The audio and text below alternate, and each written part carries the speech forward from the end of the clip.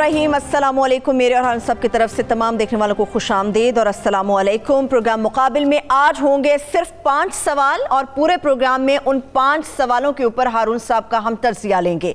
पहला तो भारत से मुताल्लिक है कि क्या वाकई हकीकी तौर पे ख़तरा मौजूद है, क्या भारत हमला करेगा, जैसा कि वज़ीर ख़ारजा शाह महमूद कुरैशी साहब ने प्रेस कॉन्फ्रेंस के ज़रिए बताया। दूसरा सवाल ये होगा कि मुल्क के वज़ीर आज़म इमरान खान साहब, जो उन्होंने एक हालिया इंटरव्यू दिया एक निजी टीवी चैनल को, उसमें इतना कॉन्फिडेंट क्यों है, क्या राज पोशीदा है, इस सवाल का जवाब लेंगे।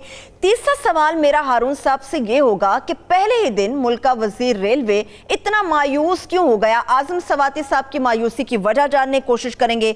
चौथा सवाल अफगानिस्तान से मुताल्लिक होगा कि अफगानिस्तान में अचानक से तशद्दुद इस कदर क्यों बढ़ गया है, क्या अमन होगा, इसका जवाब लेंगे। और आखिर में कोरोना वैक्सीन से मुताल्लिक जो अफवाहें फैलाई जा रही हैं उसके ऊपर हारून साहब का हम तज्जिया लेंगे। हारून साहब, भारत की बात की, मगर आपके दोस्त, पुराने दोस्त इमरान खान साहब इतने कॉन्फिडेंट क्यों हैं? वो कल मैंने आपको बता दिया था हुजूर कि जिस तरह शमाली इलाकों पर बर्फ़ गिर रही है, इस तरह पोजीशन पर भी बर्फ़ गिर रही है। अच्छा, ये बस सादा सी बात है। यानी मेरा अंदाज़ा ये है और इस अंदाजे पे मुझे पूरा यकीन है। इंसानी अंदाजे हैं, गलत होने का एहतमाल रहता है।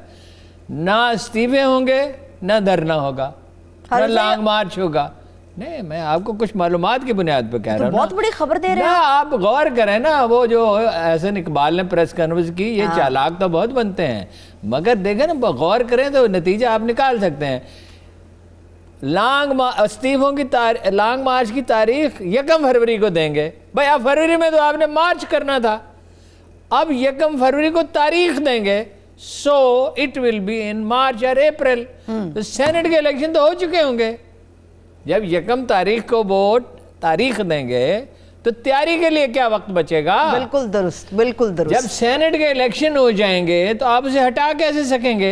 उसने कहा कि वो अपना स्टंप आउट भी हो चुका है, विकेटें भी उड़ चुकी हैं, कैच आउट भी हो चुका है। वैसे ये मकाना बात है, क्योंकि एक ही चीज़ होती है, या स्टंप आउट होता है, या विकेटें उड़ती हैं, या रन आउट होता है। इस 3 चीजें एक वक्त नहीं। और डीट बन के खड़ा है, कोई खड़ा नहीं रह सकता जो आउट हो जाए, कभी ऐसा नहीं हुआ। जो आउट हो चुका हो उसे खल के खुदा घर में। देखो, नवाज शरीफ को अगर अदालत एक आदमी पूछ रहा था निकाल दे, तो वो इनकार कर दे, वो प्राइम मिनिस्टर हाउस में बैठा हुआ, तो उसे बताया गया कि हुजूर फिर एक कांस्टेबल की भी उसकी बात नहीं सुनेगा। जैसे अभी ट्रंप का वाकया है, इमरान खान आउट नहीं हुआ है, ये हकीकत वाक़या है। अभी अपने आप को तसल्ली देने के लिए, एक तो अपने कारकुनों को मोटिवेट रखने के लिए और अपने हामियों के ये बातें करते हैं, और एक इस तरह की खराफात कि जी ISPR ने प्रेशराइज किया। ISPR क्यों प्रेशराइज करेगी? ISPR में सूझबूझ वाले समझदार लोग बैठे हैं। आर्मी चीफ से नहीं, वो क्या कहेंगे? ने भी एक बात की नहीं, वो ISPR जो है इंडिपेंडेंट अखबार में इसको फोन करके प्रोवोक करेगी। आपका ख्याल है वो इतने ना समझ आती है? अगर वो ऐसे हों तो अपने मकासद किस तरह दे नो इट के इंडिपेंडेंट अखबार ने इससे कैसे बात करनी। और बखुदा हमें तो किसी ने कभी फ़ोन नहीं किया सियासी मामलात में। यानी उस पर हो गई ना, अपना कंट्रोल लाइन पे फायरिंग हो गई तो कोई फ़ोन आ गया, वो भी नहीं करते, वो भी अखबार में खुद करते हैं। इनको पता नहीं ISPR है क्या। मौलाना फजलुर रहमान को क्या पता ISPR क्या? उन्होंने कभी डील किया उसके साथ? फौज में कहते हैं बड़ा रिएक्शन है, मगर आर्मी चीफ चूंकि बर्दाश्त करें, बड़े तहम्मुल वाले आदमी, इसलिए रोका। जनाब वाला एक अखबार था जो फौज के खिलाफ मुहिम चला रहा था, अब तो नहीं चला रहा, पुरानी बात है। उसका एक आदमी अपना सदर के इलाके में लाहौर में कहीं गया तो उसको एक फौजी ने रोक दिया, यानी जूनियर तरीन जो फौजी था। मैंने पूछा नहीं कि वो सिपाही था या हवालदार था, जूनियर था, 12 सड़क पे जूनियर ही खड़ा होगा ना। उसने कहा जी कि मैं फलां अदारे का आदमी और ये, उसने कहा तुम जो कोई हो, हम तुम्हारे खिलाफ हैं, तुम हमारे खिलाफ हो, हम तुम्हारे खिलाफ हैं। ठीक है, तुम हमारे खिलाफ प्रोपेगेंडा करते हो। फौज में बहुत कम्युनिटी सेंस होती है, जिस तरह बाद अक़वाम में कम्युनिटी सेंस होती है ना। आपको पता है ना, बंगालियों में बहुत कम्युनिटी सेंस होती है, हमारे पश्तून भाइयों में होती है, कश्मीरियों में होती है, सभी में होती है, कुछ में ज़्यादा होती है, कुछ में खातिन में कम्युनिटी सेंस ज़्यादा होती है, एक दूसरे का ख्याल ज़्यादा करते हैं, एक तरह की रिश्तेदारी समझ लें। बिल्कुल ऐसा ही है। अच्छा, अगर ये कंपेनियनशिप ना हो तो अफसर के कहने पे जाने दें, वो जान तो देने के लिए मोटिवेट और चीज़ें करती हैं, लेकिन अफसर आगे बढ़ता है और कहता है کہ بھائی بے شک ہم مر جائیں، ہم نے یہ مورچہ فتح کرنا. بڑی زبردست کمپینینشپ ہوتی ہے. فوج یہ گوارا کر سکتی ہے، آپ کا خیال ہے فوجی افسر، کہ ان کے چیف کی تحقیر کی جا رہی ہو یا دوسرے افسروں کی تحقیر کی جا رہی ہو اور مسلسل کی. عمران خان کی کانفیڈنس کی وجہ اور ہے، وہ وہی جو میں نے آپ کو بتا دی. دیکھیں لاہور کا جلسہ اس بری طرح فلاپ ہوا ہے، جھوٹ بولنا اور بات ہے. دیکھو عمران خان صاحب فلاپ ہوئے نا اکانومی میں، کرونا سے پہلے کی بات کر رہا ہوں، بعد میں تو کرونا کے اثرات آ گئے. تو کیا اخبار نویسوں نے کیا کہا تھا؟ عمران خان کی حمایت کی تھی، اور کبھی بھی نہیں کریں گے جو انڈیپینڈنٹ اخبار میں تھے. دیکھو خوشامدیوں کی بات اور ہے، وہ جواز تلاش کرتے ہیں. او بھائی میرے سمیت کتنے اخبار نویسوں پہ پابندی لگی کہ یہ وزیر اعظم کی پریس کانفرنس میں نہیں آ سکتے. وہ کیوں لگی؟ ہم حمایت کر رہے تھے اس لیے لگی. آپ سچ بتا رہے تھے اس لیے لگی. نہیں، ہم غیر جانبدار ہیں. ٹھیک ہے نا جی، سچ تو ہارون صاحب غیر جانبدار شخص اس کے اوپر بتا سکتا ہے. ریزگنیشن کی جو آپ بات کر رہے ہیں ہارون صاحب، پی ڈی ایم والے ایک ہفتہ گزار لیں ہارون صاحب، اگر لانگ مارچ کرتے ہیں تو وہ کہتے ہیں پھر میں استعفے پہ غور کر لوں گا، ملک کا وزیر اعظم غور کرے گا. سادہ سی بات ہے نا، جنوری میں کون ایک ہفتہ گزار سکتا ہے؟ مولانا فضل الرحمان کو یا ان کے کسی ورکر کو یا بلاول کو یا ان کے کسی ورکر کو یا نون لیگ کے ورکروں کو. اس کا آپ کو ایک لطیفہ بھی سناتا ہوں. اگر سردی میں 2 گھنٹے اسلام آباد میں کھڑا ہونا پڑے جنوری میں یا فروری میں تو کیسے کھڑے ہوں گے؟ یہ فزیکلی امپاسبل ہے. وہ ہم یہاں پہ اسٹوڈیو میں آپ کو پتہ نا کہ زیادہ گرم نہیں کر سکتے. تو 1 گھنٹہ ہم اس کے لیے ذہنی طور پہ خود کو تیار کرتے ہیں کہ یہ 1 گھنٹہ ہم نے سردی برداشت کرنی، حالانکہ بہت تھوڑی سی سردی ہوتی ہے، اتنی نہیں. اور اسلام آباد کی راتیں کتنی ٹھنڈی ہوتی ہیں. مجھے اندازہ ہے. اچھا پھر یہ ہے کہ عمران خان تو گزار سکتا ہے اس لیے کہ وہ اس ہارڈ شپ کا عادی ہے. اس کے ورکر بھی آخر میں کتنے کم ہو گئے تھے، بالکل برائے نام رہ گئے. اس سے پھر بھی زیادہ ہیں ہارون صاحب. اچھا یہ ان کے پاس وہ لوگ ہی نہیں. اچھا مولانا فضل الرحمان کے مدارس کے لڑکے کچھ ممکنہ ہمت دکھائیں، ویسے انہیں پالیٹکس میں کوئی انٹرسٹ نہیں ہے. نواز شریف کے پاس وہ ورکر ہیں کہاں؟ اور ان کا لیڈر لندن میں چھپا ہوا ہے. اور مریم بیچاری کیسے سردیوں کی راتیں وہاں بیٹھی رہے گی؟ طاہر القادری صاحب کس چیز میں بیٹھتے تھے؟ کنٹینر میں. تو ہر ورکر کو کنٹینر دیں گے؟ نہیں، اپنے لیے اور اس میں ہیٹر تھا، اپنے لیے بنواتے ہیں بس لیڈر. ہاں رہنما اپنے لیے، تو وہ جانتا ہے نا. اچھا دوسری بات یہ ہے کہ ایجنسیاں کیا فارغ بیٹھی رہتی ہیں؟ اندر جو گزر پزر ہو رہی ہوتی ہے اپوزیشن کی میٹنگوں میں، وہ سن نہیں رہی ہوتی. انہیں نہیں پتا کہ اچھا پھر یہ جو لیڈر ان کے خفیہ طور پہ ملتے ہیں، جب خواجہ آصف صاحب آدھی رات کو جنرل باجوہ کو فون کر کے یہ کہہ اب تو آن ریکارڈ ہے نا یہ واقعہ کہ جی میرے ساتھ دھاندلی ہو رہی ہے، اور صبح وہ جیت جاتے ہیں. تو جب یہ اپنی فریادیں لے کے وہ کیا کہتا ہے شیخ رشید، گیٹ نمبر 4 پہ جاتے ہیں، گیٹ نمبر 4 کی پیداوار ہے، تو وہ ان کے پاس سسٹم ہے. دیکھیے ہاتھی سے نہیں لڑ سکتا میمنہ. اس نے وارث شاہ نے کہا، میں اس کا ترجمہ کرتا ہوں چونکہ وہ بڑی قدیم کلاسیکل پنجابی ہے، کہ شیر کے علاقے میں جو ہرن جاتا ہے نا وہ واپس نہیں آیا کرتا.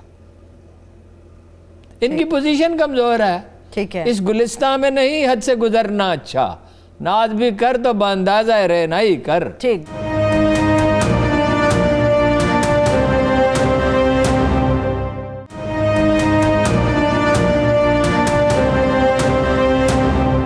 کل آپ نے بھی کچھ چیزیں ہمارے ساتھ شیئر کی کہ 13 دسمبر کے جلسے سے پہلے اور اس کے بعد بہت سارے ایسے لوگ تھے جنہوں نے جلسے میں نہ شرکت کی، نہ اپنے ورکرز کو آنے دیا، اور اس کے اوپر اجلاس میں بڑی برہمی ہوئی.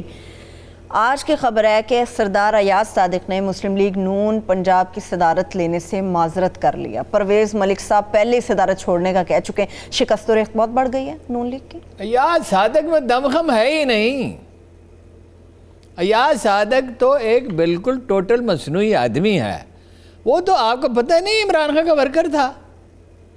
وہ تو اس کو بہلا پھسلا کے لے گئے. میں نے اسے پوچھا جب ایم این اے تھا، اسپیکر نہیں تھا، کہ آپ نے چھوڑا کیوں؟ کہنے لگا میں نے اس کو ایک خط لکھا تھا، اس نے جواب نہیں دیا. میں نے کہا یہ کیا جواز ہے؟ اور یہ ان میں کوئی دامخواہ، آپ اس پہ کیوں نہیں غور فرماتے آپ لوگ کہ 2002 میں نون لیگ کے امیدواروں کی اکثریت چودھری پرویز الہی کے ساتھ چلی گئی تھی.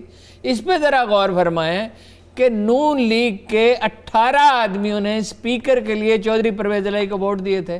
وہ تو خان صاحب بہت عقل مند ہے نا، کہتے ہیں نا میں کپتان ہوں، میں سب سے اچھا لڑتا ہوں، کھیلتا ہوں. آج سب سے اچھا نہیں کھیلتے، حالات ان کے حق میں ہیں.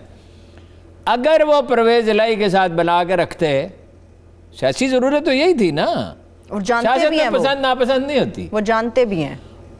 چودھری پرویز الہی صاحب 40-50 آدمی منیمم انہیں توڑ دیتے، وہ تو پہلے ہی دن انہوں نے اس کے ساتھ محاذرہ ہی شروع کر دے کہ مونس کو میں نے وزیر نہیں بنا، اور تمہارے وزیر مونس سے اچھے ہیں، خسرو بختیار مونس سے اچھا ہے۔ لیکن وہ تو میرٹ کی بات کرتے ہیں نا، کون سا میرٹ ہے؟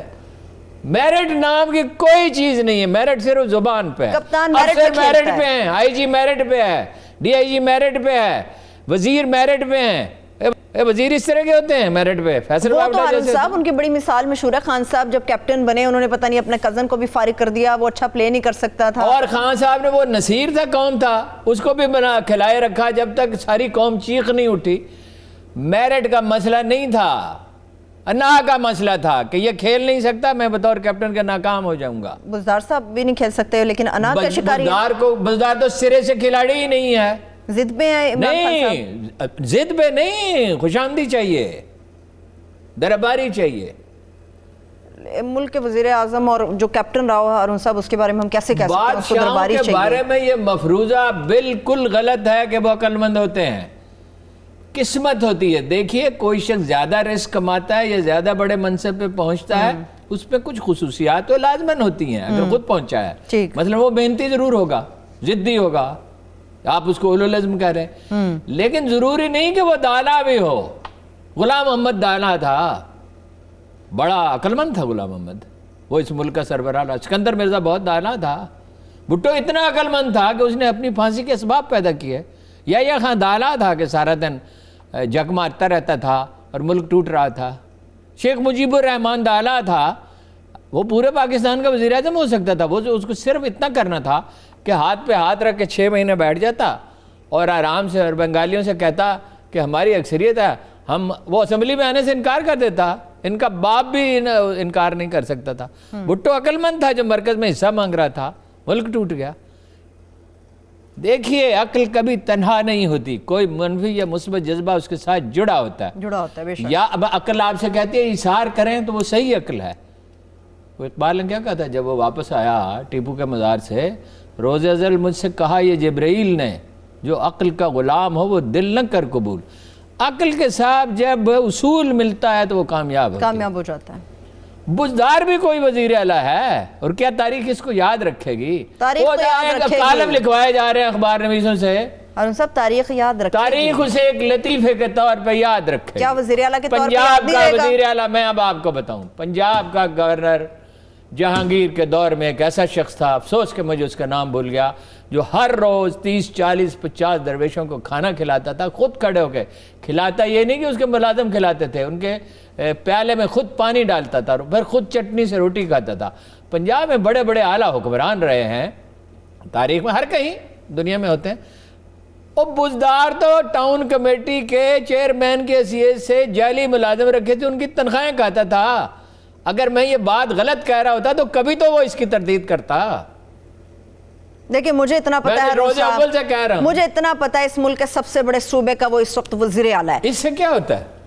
اس سے کیا تھا؟ واجد علی شاہ بادشاہ تھا، واجد علی شاہ لکھنؤ کا بادشاہ تھا، عورتوں کے کپڑے پہن کے رقص کرتا تھا، اس سے کیا ہوتا ہے؟ اور وہ بہادر شاہ ظفر جو ہے وہ قرض لے کے زندگی گزارتا تھا تو وہ بادشاہ ہی۔ چلیے ہارون صاحب، مذاکرات کے لیے عمران خان صاحب آج بھی تیار ہیں، اپوزیشن کا مسئلہ کیا ہے پھر؟ وہ آج بھی کہتے ہیں میں مذاکرات کے لیے تیار ہوں۔ نہیں، وہ مذاکرات کے لیے اس وقت تیار ہوئے نا جب وقت گزر چکا ہے۔ اپوزیشن اگر آج مذاکرات تسلیم کر لیتی تھی تو اس اور کمزوری ظاہر ہوگی۔ ایک تو جلسے نے اسے برباد کر کے رکھ دیا ہے، ہمتیں ٹوٹ گئی ہیں، اور اوپر سے وہ مذاکرات تسلیم کر لے تو مذاکرات تو لمبے ہوں گے۔ اور آپ کا کیا خیال ہے عمران خان صاحب مذاکرات کریں گے؟ نہیں، وہ اپنی ایک ٹیم بنائیں گے، بالکل وہ خود شامل نہیں ہوں گے۔ کیوں؟ وہ زندگی بھر انہوں نے یہ کام نہیں کیا، وہ تو میں نے آپ کو بتایا نہیں تھا، انہوں نے مجھے ایک دفعہ کہا کہ آئندہ میں کسی کانفرنس میں نہیں جاؤں گا، مجھے ان کی شکلیں اچھی نہیں لگتی۔ بڑی مشکل ہے اس کو راضی کیا۔ ایک دفعہ نوابزادہ نصر اللہ خان سے میٹنگ تھی تو کہتا ہے یہ نوابزادہ کیا؟ میں نے کہا آپ جانتے ہی نہیں، نوابزادہ ایک سیاسی مدبر ہے، وہ تو جذبات کا بنا ہوا آدمی ہے۔ آپ اس کو اپنے آپ کو مضبوط کرنے کے لیے صاحب ذاتی طور پہ وہ دماغ کا آدمی نہیں ہے، وہ دل کا آدمی ہے۔ چلیے، دل کے آدمی نے نواز شریف صاحب سے متعلق کیا دکھ بھری داستان سنائی ہے، اس کے واپس آئیں گے بریک سے، اس کے اوپر ڈسکشن کریں گے، مگر اس کے ساتھ ساتھ بھارت کیا حملہ کرے گا؟ میں یہ بھی جواب لوں گی ہارون صاحب سے. اسٹے ود اس.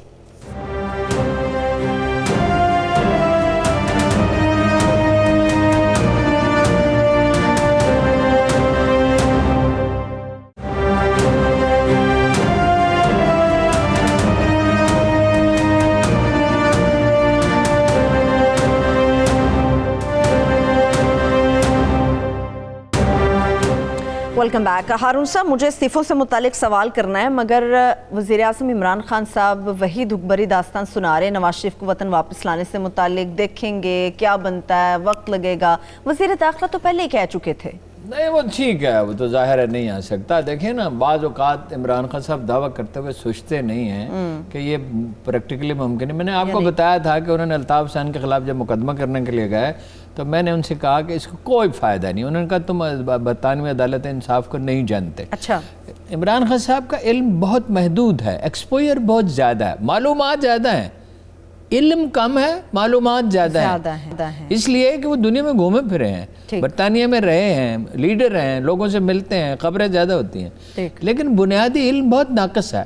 انہیں یہ نہیں پتا کہ MI6 بر صغیر میں 300 سال پہلے منظم ہو چکی تھی اور MI6 فیصلوں پہ اثر انداز ہوتی ہے، پالیسی میکنگ پہ.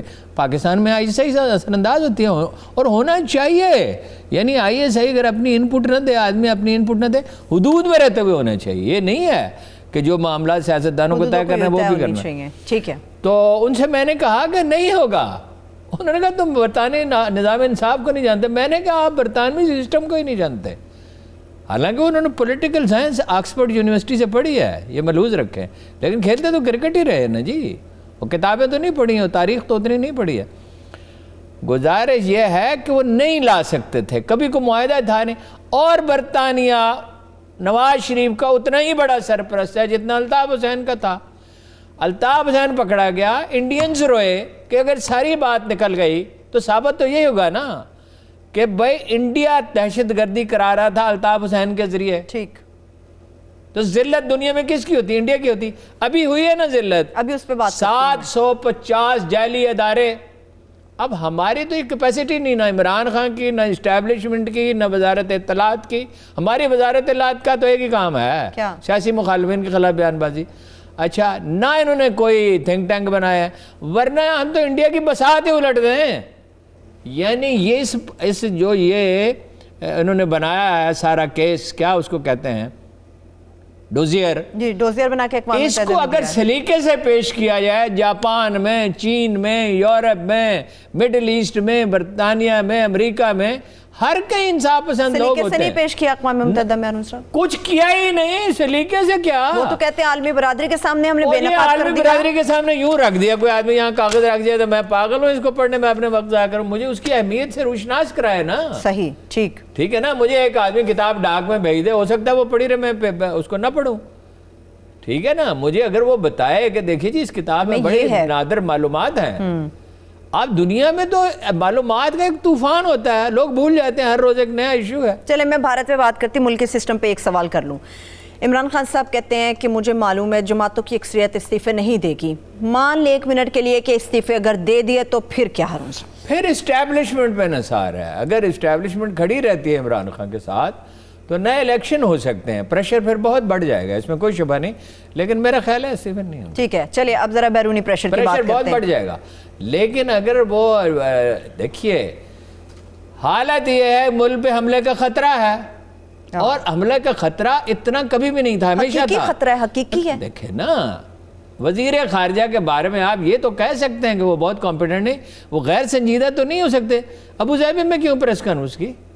آپ کو پتہ ہے جو معلومات اب کہاں سے آتی ہیں.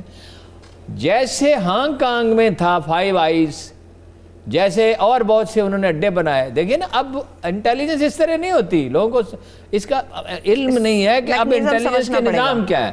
ہانگ کانگ سے روس کی جاسوسی ہو رہی تھی، اب دبئی سے بر صغیر کی جاسوسی ہو رہی ہے.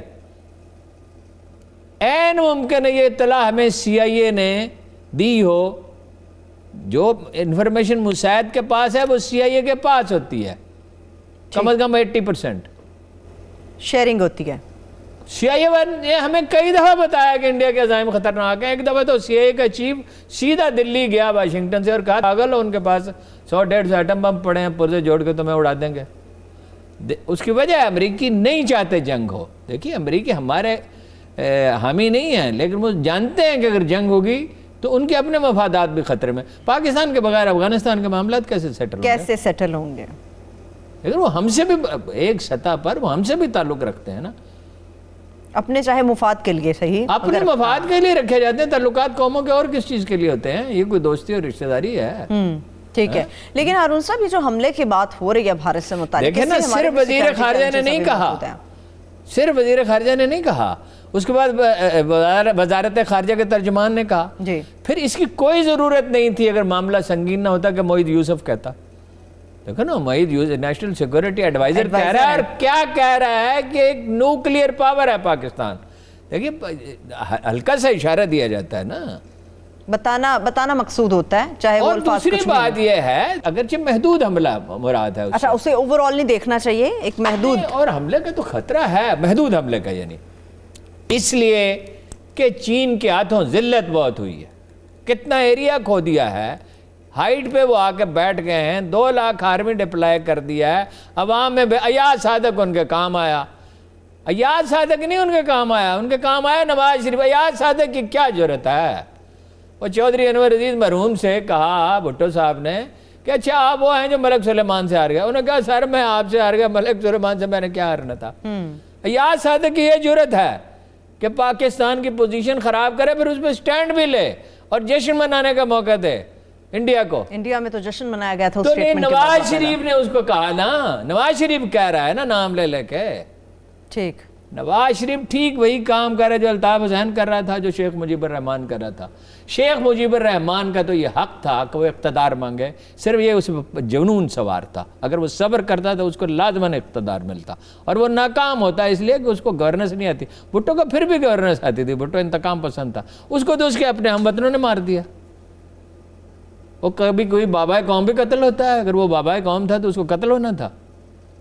اس لیے کہ وہ گورننس کے اس میں آداب تھے ہی نہیں، سلیقہ نہیں تھا. بھٹو میں تو گورننس کو سمجھتا تھا، ذہین آدمی تھا. وہ تو صرف ایک اوریٹر تھا. ٹھیک ہے، چلیے ہارون صاحب، ابھی ہمیں پتہ ہے اور باقاعدہ انہوں نے کہا کہ موحد یوسف صاحب نے کہا ہمارے پاس بڑی قابل اعتماد معلومات ہیں کہ سرجیکل سٹرائک ہوگی. Reliable intelligence. اب سفارتی سطح پر پہلے اس چیز کو قصہ سے ہمیں بتانا ہوگا، پورٹریٹ کرنا ہوگا کہ یہ ہونے جا رہا ہے. ٹھیک کیا اس دفعہ، اس معاملے کو کم از کم ٹھیک ہینڈل کیا ہے.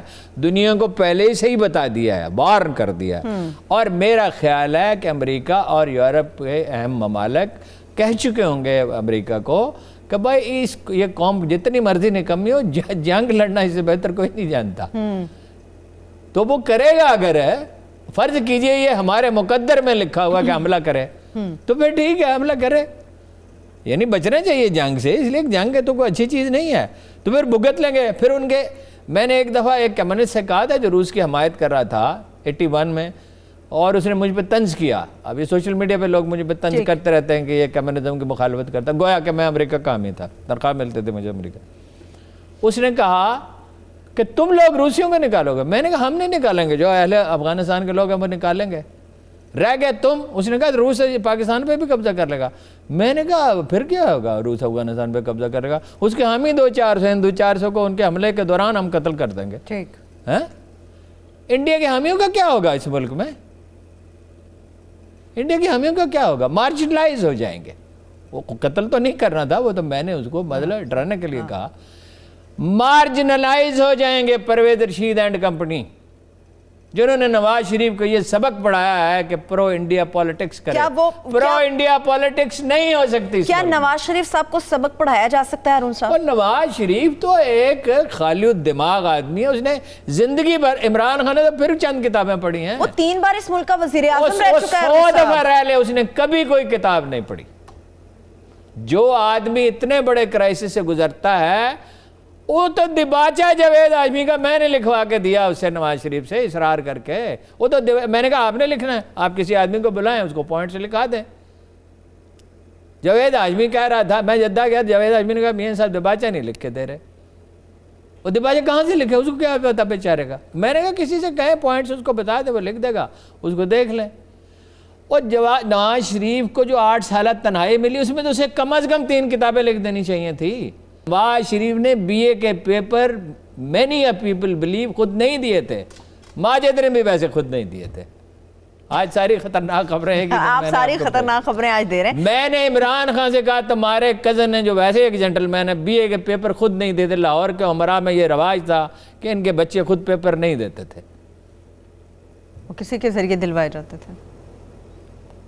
میری آنکھوں کے سامنے پنجاب یونیورسٹی میں ایسے درجنوں واقعات ہوئے. اب تو مشکل ہو گیا ہے نا, اب تو کمپیوٹرائز سسٹم ہے, تو ناممکن ہو گیا اب تو کمپیوٹرائز سسٹم ہے.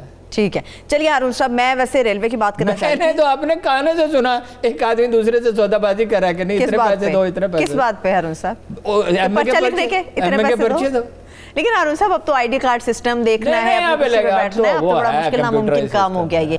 ہارون صاحب آپ نے افغانستان کی بات چھیڑ دی ہے, میں اب افغانستان کو لے کے آگے بڑھوں گی. میرا وہی سوال ہے, افغانستان میں امن ہوگا یا نہیں ہوگا؟ دیکھیے جی, افغانستان میں امن جو ہے وہ انشاءاللہ ہوگا, لیکن آسانی سے نہیں ہوگا. دیکھیے کندھار میں حملے بڑھ گئے. آپ کو پتہ ہے کندھار قدیم کیپٹل ہے, جیسے ہمارا کراچی کیپٹل تھا پہلے, اصل کیپٹل کندھار تھا. احمد شاہ ابدالی کا کیپٹل کندھار تھا. ہلمند کابل کے قریب ہے. ہلمند پہ حملے ہونا ایسے ہی ہے جیسے اسلام آباد کے نواح میں خدا نخواستہ, یا دلی کے نواح میں, یا لندن کے نواح میں, یا نیو یارک کے نواح, واشنگٹن کے نواح میں ہو رہے ہیں. اچھا, غزنی میں 15 آدمی قتل ہوئے ہیں. سڑکیں ادھیڑی جا رہی ہیں بارودی سرنگوں سے, سرکاری عمارتوں پہ اڑائی جا رہی ہیں, انفراسٹرکچر تباہ کیا جا رہا ہے. میں بریک لے لوں یہ معذرت کے ساتھ ایک بات اپنے کلائمیکس میں پہنچے, آپ کو بریک میں کلائمیکس بریک سے واپس آ کے بتاؤں گی. ایک چھوٹی سی بریک کی طرف چلتے ہیں, بریک سے واپس آ کے جاننے کی کوشش کریں گے جو واقعات کی طرف ہارون صاحب اشارہ دلا رہے ہیں کہ آخر افغانستان کے اندر تشدد اس قدر کیوں بڑھ گیا. ایک چھوٹی سی بریک, اسٹے ود اس.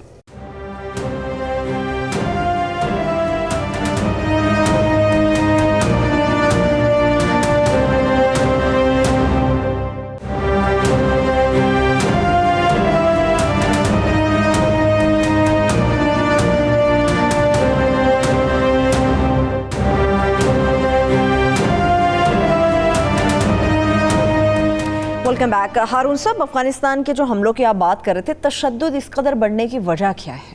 نہیں, وجہ تو ظاہر ہے نا, وہ ہمیشہ ایک اس طرح کے معاشرے میں تشدد ہوتا ہے. قبائلی معاشرے میں ایک قبائلی معاشرہ تاریخی عمل میں جدید معاشرے میں ڈلتا ہے. تشدد تو ہمارے ہاں بھی ہے, امریکہ میں بھی تشدد ہے, دنیا بھر میں تشدد کہاں نہیں ہوتا.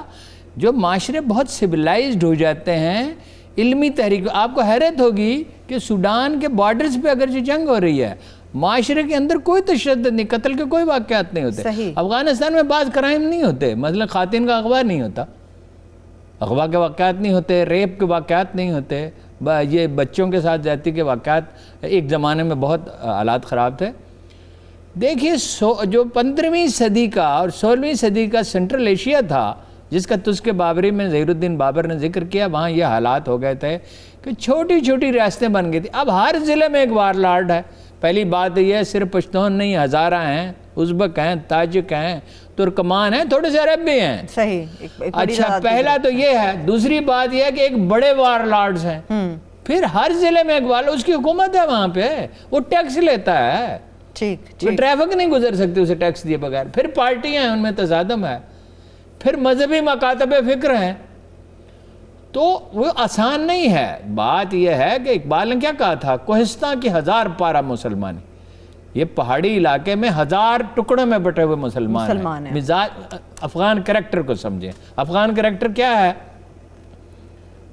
مذہبی, سخت گیر, یعنی ٹف, سخت گیر نہیں ٹف, غیر ملکیوں سے نفرت کرنے والے. جب بھی کوئی غیر ملکی آئے گا آخر میں وہ ناکام و نامرہ. 19 سال جنگ لڑی ہے امریکہ کی طویل ترین جنگ, مگر کیا نتیجہ؟ ٹھیک ہے, ہارڈ بارگینر. سارا سینٹرل ایشیا یہی ہے. آپ سمجھیں, آپ نے پشتونوں کو دیکھا, آپ نے ازبکوں کو نہیں دیکھا. میں نے دیکھا ازبکوں کو. محاورہ یہ ہے, غضب افغان رحم ازبک. غضب ناک پٹھان رحم دل ازبک کے برابر ہوتا ہے.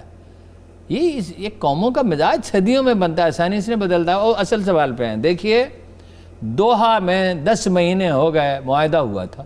ایک جمود ہے ابھی تو. جمود یہ ہے کہ بھائی وہ نہیں چھوڑ رہا تھا، اشرف غنی قیدی نہیں چھوڑ رہا تھا، امریکہ نے دھمکی دی تو اس نے قیدی چھوڑے، امداد بند کرنے کی دھمکی دی، اعلانیہ آن ریکارڈ۔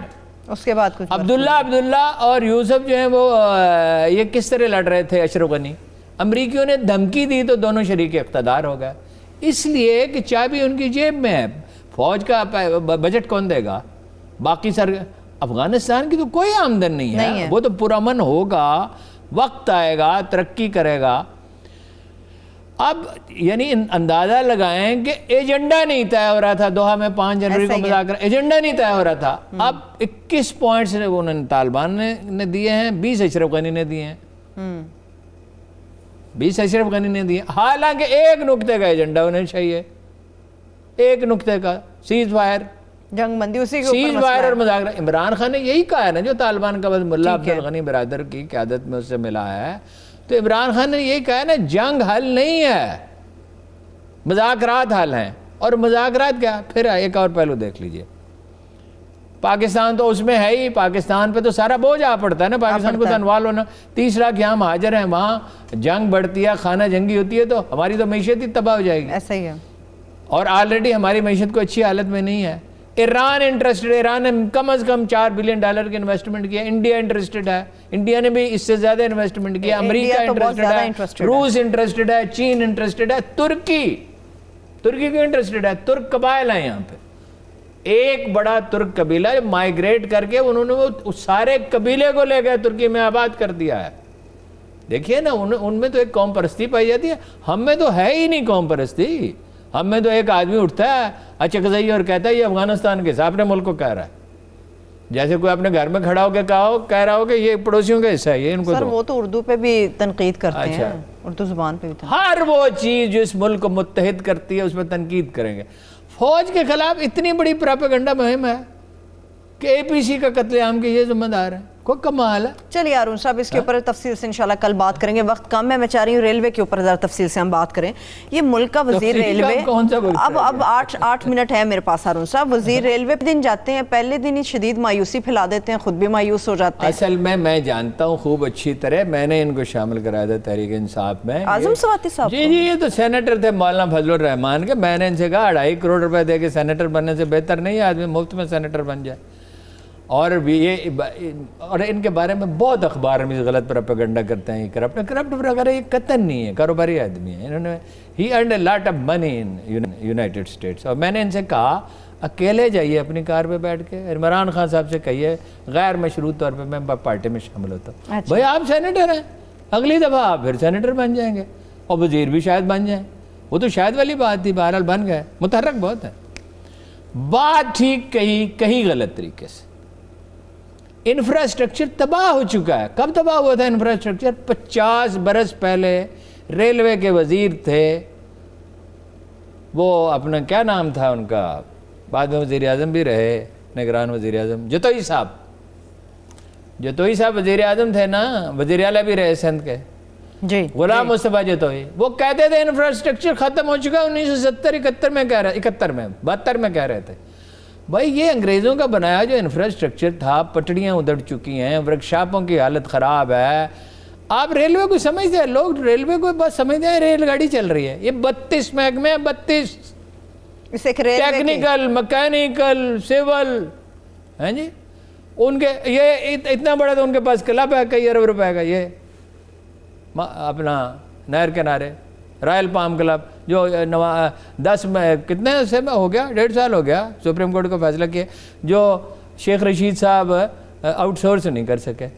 دیکھیے ریلوے کو ٹھیک کرنے کی اگر کوئی کوشش کسی نے کی، وہ سعد رفیق نے کی، 17 ارب آمدن تھی، 50 ارب ہو گئی۔ حادثات کیوں ہوتے ہیں بھائی؟ وہ ایک ایلیبوریٹڈ سسٹم ہے پورا کہ ہر آدمی کس طرح کام کرے گا۔ اگر چوکیدار موجود ہی نہیں ہے پھاٹک پہ، اسے بر وقت بند نہیں کرتا، آپ کو پتہ ہے کہ اتنا ماڈرن سسٹم اس زمانے میں بھی یہ تھا کہ ریل پہ وہ پاؤں اس کا رکھا ہوتا ہے ڈرائیور کا، جی، اسے ایک اسسٹنٹ دیا جاتا ہے کہ اگر اسے نیند آ جائے تو وہ دوسرا آدمی۔ آپ کو پتہ ہے یہ ڈرائیور کیا کرتے تھے؟ اس پہ اینٹ رکھ کے سو جاتے تھے۔ اب تو خیر سینسر ہے، اچھا پاؤں کیوں رکھا رہتا تھا؟ کہ بھائی پاؤں رکھا رہے گا، اگر وہ سو بھی جائے وہ سلو ہو جائے گی، رک جائے گی، ब्रेक लग जाएगी ना। सेंसर भी यही काम करता है। जी। खरीदारी में इतना घपला है, इतनी रिश्वतसानी है। इंजनों का भी बड़ा मसला रहा है हारून साहब पिछले दिनों, तो इंजनों का भी, रेल के इंजनों का बड़ा मसला रहता है। शेख रशीद साहब ने 11-12 गाड़ियां चला दी। भाई रिजर्व में फर्ज कीजिए मेहमान आने वाले हैं, रिजर्व में एक बोतल रखी हुई है पानी की या कोका कोला की, आप रिजर्व इंजन भी सारे और रिजर्व डब्बे भी सारे चला दिए, गाड़ियां रेलवे को तबाह कर दिया शेख रशीद साहब ने। और आईटी का जो आलीशान महकमा उसने बनाया था साद रफीक ने, इन्होंने उसको बर्बाद कर दिया। उन लड़कों ने अरबों रुपए बचाए, हमारे सिस्टम बनाया आईटी का। आपको पता है कितना % बुकिंग हो गई थी रेलवे की, ई टिकटिंग हो गई थी 17%, और 2-3 साल में ये 100% हो जाती। आपको घर पे एक नंबर मोबाइल पे आता और आप सफ़र करते। कितनी सहूलत थी, शेख साहब ने उसे बर्बाद कर दिया, क्योंकि उन्होंने अपने मोहल्ले के लौंडे रखने होते हैं। ठीक, इनको ये प्रॉब्लम है और सारा वक्त सियासत करते थे। साद रफीक साहब पे भी मुझे एतराज था, लेकिन वो उसने मेहनत की और उस पर कोई दाग नहीं है। साद रफीक साहब ने यकीनी तौर पर, साद रफीक साहब पे भी मुझे एतराज था कि आप सियासत को वक्त न दें। वो कहते हैं जी लालू प्रसाद ने रेलवे ठीक की जी इंडिया की। लालू प्रसाद ने नहीं की थी, वीपी आनंद ने की थी, जो एक्सपर्ट था। वो इतना बड़ा एक्सपर्ट था प्लानिंग का कि वो इंडिया के प्लानिंग कमीशन का चेयरमैन बना।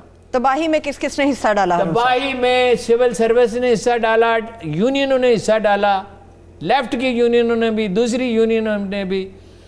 और रेलवे में मुलाजम जो हैं ज़रूरत से 2 गुना है। अब उसका इलाज ये नहीं है कि उन सबको निकाल के बाहर फेंक दें। देखिए, आप रेल बंद नहीं कर सकते, आप ये बंद कर सकते, रेल नहीं बंद कर सकते। रेल दिफाई ज़रूरत भी है। ये ईरान के बॉर्डर को टच करती है, इंडिया के बॉर्डर को टच करती है, अफगानिस्तान के बॉर्डर को टच करती है। ये ठीक कैसे हो सकती है? कैसे? बिल्कुल सिंपल नुस्खा है, इंतजामी इस्लाहात तो करनी होंगी ना। माल गाड़ियों से पैसा कमाया जा सकता है, मुसाफिर गाड़ियों से नहीं। शेख साहब ने खसारे में इजाफा किया, वो तो कहते हैं मैंने बड़ी बेहतरी की। उनके कहने पे ना जाए ना, हम डेटा देखते हैं। देखिए ना, रेल मुसाफिर गाड़ी से आमदन कभी नहीं बढ़ सकती। आप सैकड़ों मुसाफिर गाड़ियां चला दें जब हालात अच्छे हों, ठीक है ना। अब माल गाड़ी, अफगानिस्तान के साथ हमारा एग्रीमेंट है कि रेल गाड़ी से सामान लेके, आपको पता है रेलगाड़ी कितना सामान उठाती है? पाकिस्तान में दुनिया भर में सबसे कम तनासब है, सिर्फ 3%। मैं आपको बता चुका हूं, अगर आप मुल्तान से एक पेटी इस्लामाबाद मंगवाएं आमों की या रावलपिंडी, रेलवे लेती है 40 रुपये किराया, और जो ये जदीद बस सर्विस है ये लेते हैं 500। ऐसा ही है, ठीक है।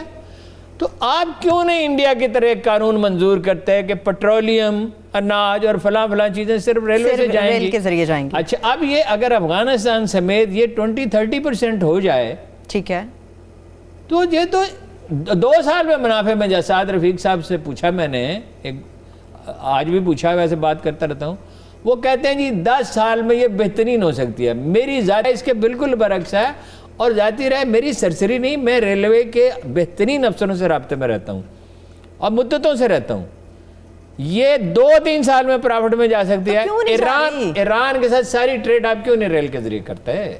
मुश्किल क्या है हारून साहब? मुश्किल फैसला साजी। और जो इतने अक्लमंद हैं कि पीआईए को प्राइवेटाइज नहीं कर रहे, स्टील मिल को प्राइवेटाइज नहीं कर रहे, आप खुदा का शुक्र है, अभी भी कहते हैं हम पीआईए को ठीक करेंगे।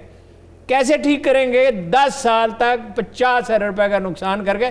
50 अरब रुपए कितने होते हैं? पंजाब का बजट नहीं है 50 अरब का हेल्थ का, एजुकेशन का। आपके 2 करोड़ बच्चे स्कूलों में नहीं जा रहे, और आप पीआईए के 5000 मुलाजमिन पे 50 अरब रुपए ज़ाया कर रहे हैं।